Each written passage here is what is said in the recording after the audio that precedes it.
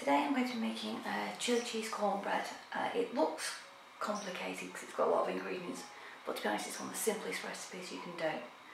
So we start off with 5 ounces of plain flour, 5 ounces of cornmeal, an ounce of sugar, a teaspoon of salt, half teaspoon each of baking powder and bicarb soda, sweet corn obviously, spring onions. I've got a mix of red and green here, but you can just have one or the other.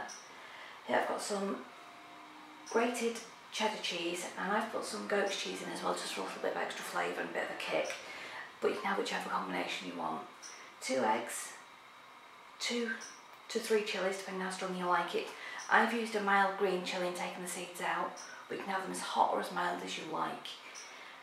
270 ml of milk, some lemon juice, and on the stove I've got 4 ounces of butter just melting. The reason for the lemon is I don't have any buttermilk, so if you just put a splash of lemon in with the milk, you need about 2 tablespoons.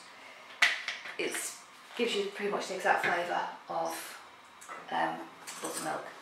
So what we do is put all the dry ingredients in a bowl.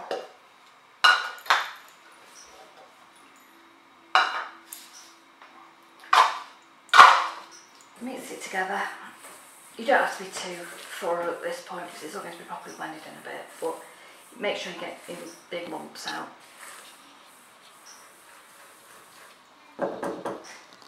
Then get milk and lemon. 2 eggs in. If they're only small eggs, use 3. But because these were large, I only need the 2. Mix them fairly thoroughly, but you don't have to panic too much. As long as you get it all in there. Try and get all your bits off your whisk, which I always have trouble with, but that's nothing unusual. There you are. So, put all your liquid in with your dry ingredients, and make sure you get all your liquid out. The last thing you need is a dry cornbread, not very nice to eat. Mix it in.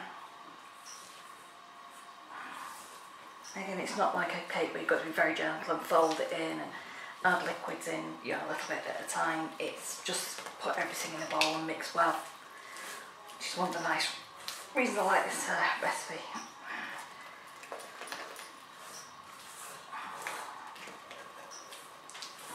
Simple as that. Then put in your corn. Make sure you get it all. Chilies. Thank you.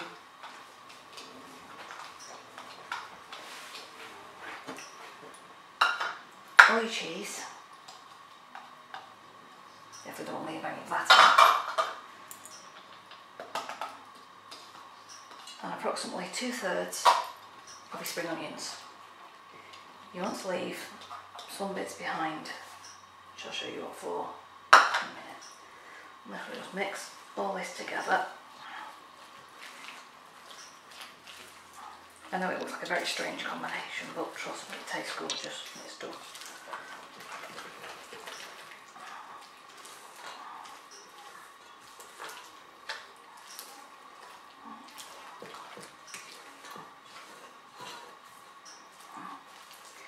Now you add most of your melted butter, leaving just enough to coat the pan, because this is what you're going to be cooking in.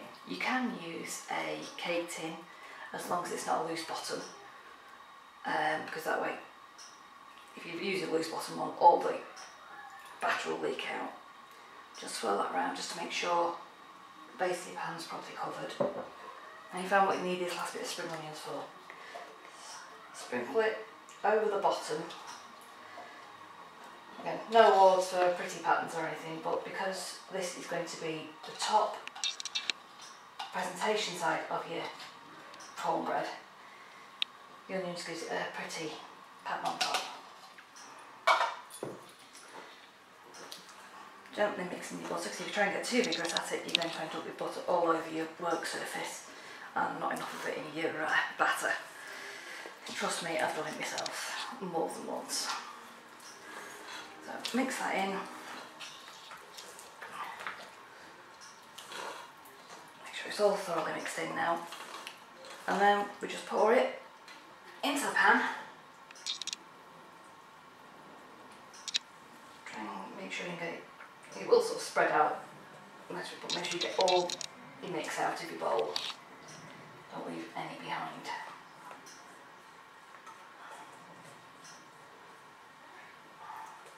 And then we put it into a preheated oven, approximately 180, gas mark 4, for between 30 and 40 minutes until it's nice and firm, golden brown, and your skewer, if you put it in the middle, comes out clean. And it's as easy as that.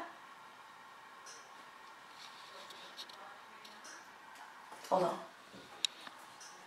Right, so it's been in the oven for 40 minutes, then we left it 5-10 minutes just to let it cool down so I don't actually burn my hands through the gloves.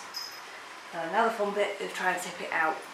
It doesn't always work, so fingers crossed.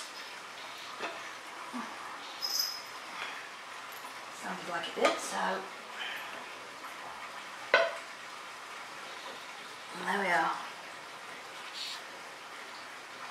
You can see the onions on top, so it actually looks pretty. It's well cooked. You can eat it while it's still warm, but not hot. In my opinion, it's actually better left overnight, just covered up in cling film, and eaten the next day. But whichever way suits you best.